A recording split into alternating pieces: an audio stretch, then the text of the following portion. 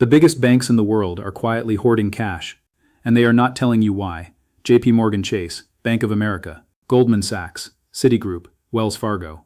The five institutions that collectively hold $11.6 trillion in assets, more than half of all assets in the entire American banking system, have been simultaneously, systematically raising cash reserves at a pace that has triggered quiet alarm among the institutional analysts who track these balance sheet movements for a living.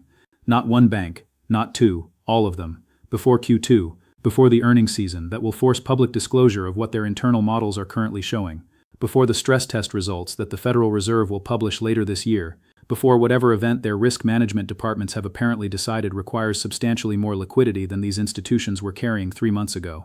When one major bank raises cash reserves, it is portfolio management. When two do it simultaneously, it is a trend. When all five of the largest American financial institutions do it in the same quarter before the same reporting deadline, it is a signal. The most important signal in finance is not what institutions say. It is what institutions do with their own money when they believe nobody is watching closely enough to ask the question this video is about to answer.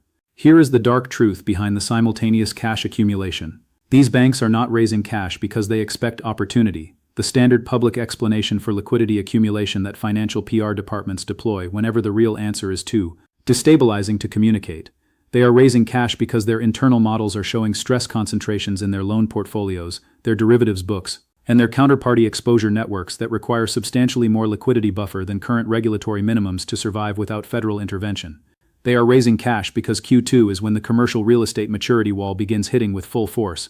Because the interest rate environment that their variable rate loan portfolios were never designed to survive at this duration is beginning to produce delinquency curves that their credit risk models are flagging as nonlinear, meaning the deterioration is accelerating rather than stabilizing.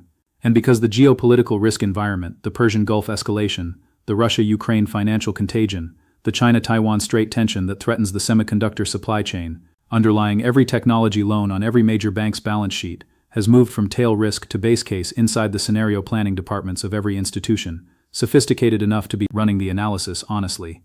The cash accumulation is the answer to a question these banks are not allowed to ask publicly. And understanding the question is the only way to understand what is actually coming in Q2. Let's establish the specific mechanics of what major bank cash accumulation actually represents, and why the simultaneous timing before Q2 is the critical signal that changes everything about how you interpret this movement. Major banks do not accumulate cash randomly. Cash is the lowest returning asset on any bank's balance sheet. It earns the federal funds rate, which, while currently elevated, is still substantially below the return on loans, securities, and other earning assets that banks would prefer to hold if their risk models permitted it. Every dollar a major bank holds in cash rather than deploying in higher-yielding assets is a dollar of foregone earnings that directly reduces the return on equity that bank shareholders expect, that its management compensation is tied to. Banks accumulate cash against their own financial self-interest. They do it only when their risk models tell them that the probability-weighted cost of a liquidity event, a situation where they need cash and cannot obtain it quickly enough from markets, exceeds the opportunity cost of holding it idle. JPMorgan Chase's cash and liquid asset position increased by $48 billion in the most recent quarter, a single quarter accumulation that is extraordinary by any historical standard outside of the immediate post-COVID liquidity scramble of March 2020.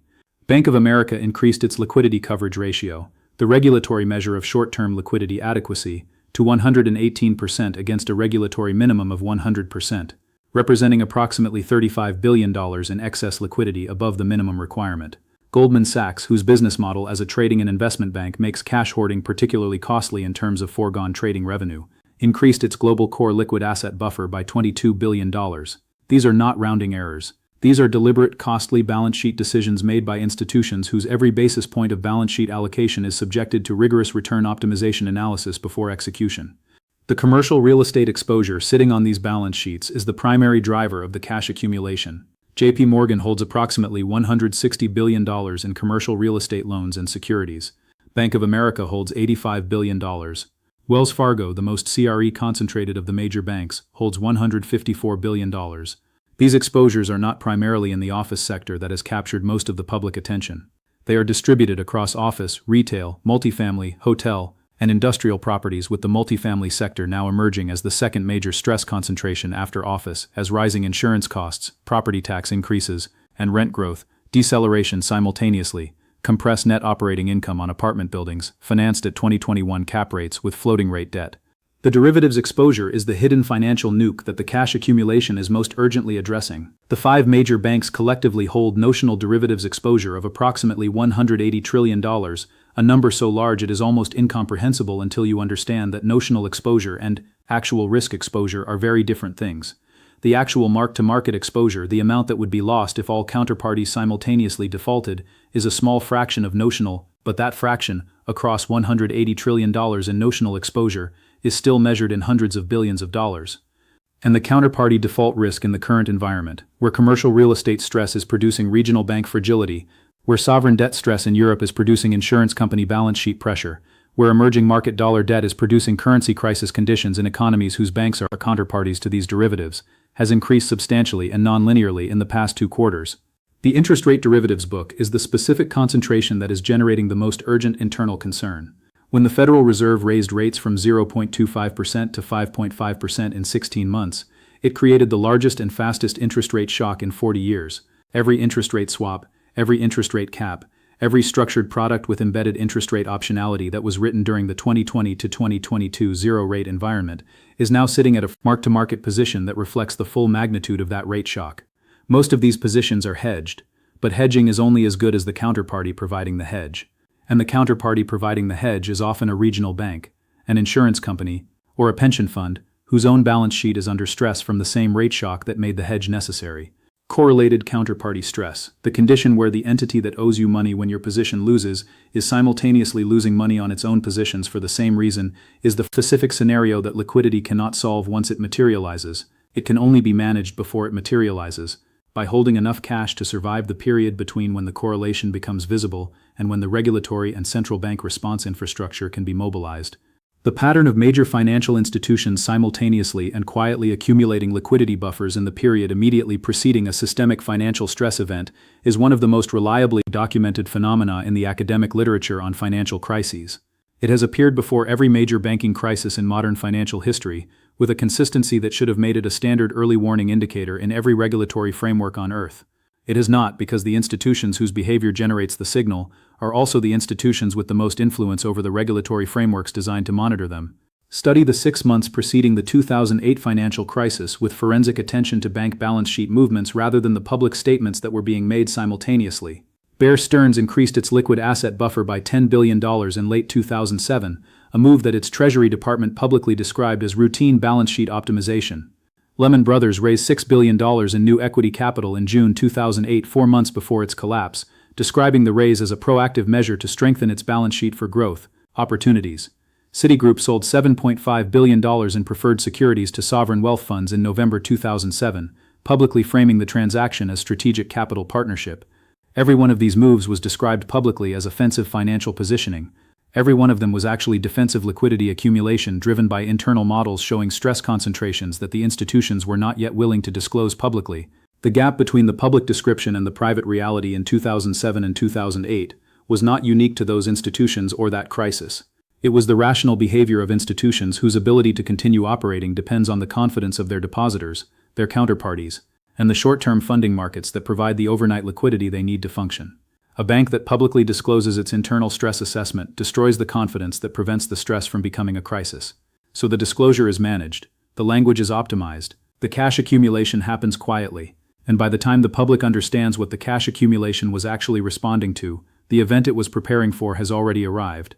The same institutional logic is operating today with larger numbers, broader exposure, and a regulatory framework that is, despite the post-2008 reforms, still fundamentally dependent on the cooperation of the institutions it regulates for the quality of the data it receives. The Basel III capital requirements increased bank capital ratios. The liquidity coverage ratio created a formal minimum liquidity standard. The stress testing regime created a public annual disclosure of hypothetical loss scenarios. None of these reforms changed the fundamental information asymmetry between what major banks know about their own balance sheet stress and what regulators and the public are permitted to know. The reforms made the system more resilient at the margins. They did not change the underlying dynamic that makes simultaneous cash accumulation the most reliable early warning signal available to anyone paying attention to bank balance sheet movements, rather than bank press releases. The historical parallel that fits the current moment most precisely is not 2008. It is 1907. The panic of 1907 was the financial crisis that made the Federal Reserve necessary. the event that convinced even the most anti-central bank members of the American financial establishment that a lender of last resort was a structural requirement of a modern financial system. The panic was triggered not by a single institution's failure, but by the simultaneous recognition across the entire New York banking system that the trust companies, the lightly regulated, financial intermediaries of that era that performed bank-like functions without bank-like capital requirements, were carrying exposures that the regulated banking system could not absorb without catastrophic contagion. The banks that recognized this first, the Morgan-affiliated institutions whose intelligence network was the best in American finance, accumulated cash and curtailed lending in the months preceding the panic. The banks that recognized it last were the ones that needed rescuing. JPMorgan himself orchestrated the rescue, personally guaranteeing the liquidity that prevented the panic from becoming a collapse. The Federal Reserve was created 3 years later, specifically so that the stability of the financial system would never again depend on the personal balance sheet and personal willingness of a single private citizen. Today's version of the 1907 dynamic involves trust company equivalents called non-bank financial institutions, the private equity firms, the hedge funds, the money market funds, the mortgage REITs, the business development companies that have grown to represent approximately 50% of all financial intermediation in the American economy, while operating under regulatory frameworks that are less rigorous, less transparent, and less capitalized than the regulated banking system. When the major banks are accumulating cash simultaneously, one of the things their internal models are telling them is that the non-bank financial sector, whose exposures are less visible, whose leverage is less constrained, and whose liquidity is less certain than the regulated banks, represents a counterparty risk concentration that requires defensive positioning before it becomes a counterparty default event. Watch 4 specific developments in the next 60 to 90 days that will tell you whether the major bank cash accumulation was precautionary or prophetic. First, watch the Federal Reserve Senior Loan Officer Opinion Survey, the SLOS, published quarterly. When the percentage of banks tightening lending standards for commercial real estate loans crosses 60%, it was at 47% in the most recent survey. It signals that the extend and pretend strategy has reached its institutional limit, and banks are beginning to force the loss recognition that the cash accumulation was designed to survive. Credit tightening at that scale produces a self-reinforcing economic contraction that monetary policy cannot easily reverse. Second, watch the commercial paper market, specifically the spread between A2/P2 rated commercial paper and Day A rated commercial paper. This spread measures the market's real-time assessment of stress in the second tier of corporate creditworthiness, the companies that are not in immediate distress but are one adverse shock away from it. A spread widening above 100 basis points signals that the funding market for these companies is deteriorating in a way that historically precedes a significant wave of corporate credit events. The commercial paper market is the canary in the financial system's coal mine. It moved before every major credit stress event of the past 30 years. It is moving now. Third, watch the overnight repo market for any sign of rate spikes above the Federal Reserve's interest on reserve balances.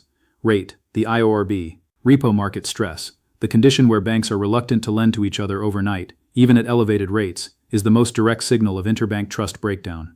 It appeared in September 2019, requiring emergency Federal Reserve intervention, without producing a full crisis only because the Fed acted within hours. It appeared in March 2020 with greater severity, requiring a $4 trillion Fed balance sheet expansion to contain. If overnight repo rates spike above IRB by more than 25 basis points and remain elevated for more than 48 hours, the Federal Reserve's emergency intervention machinery will be activated.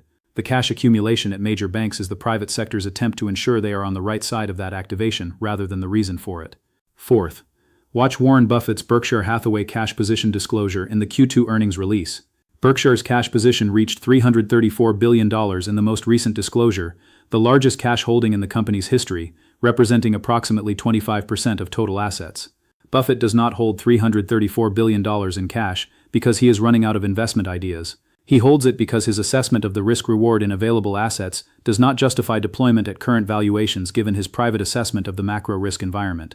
When the most successful long-term investor in American financial history is holding 25% of his assets in cash, the message is not subtle.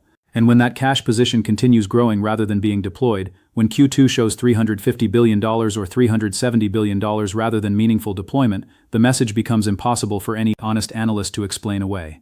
Here is the final truth, that the simultaneous cash accumulation of America's 5 largest banks is communicating in the only language that financial institutions use when they are being honest. They see something coming. They cannot say publicly what they see, because saying it publicly would accelerate its arrival. So they do what every financial institution has done at every turning point in financial history, when the internal assessment diverges catastrophically from the public narrative. They raise cash, they reduce exposure, they position defensively, and they wait for the event that their models are showing to manifest in the public data that everyone else is using to conclude that everything is fine. The banks are not raising cash before Q2 because Q2 looks good. They are raising cash before Q2 because Q2 is when the data that everyone else is relying on to conclude that everything is fine stops being able to support that conclusion. And the institutions that know this are using the time between now and that moment to ensure they are the rescuers rather than the rescued. The question that the rest of us need to answer is the same question that has always separated financial survival from financial catastrophe at every turning point in history. Are you holding what they are buying, or are you holding what they are selling?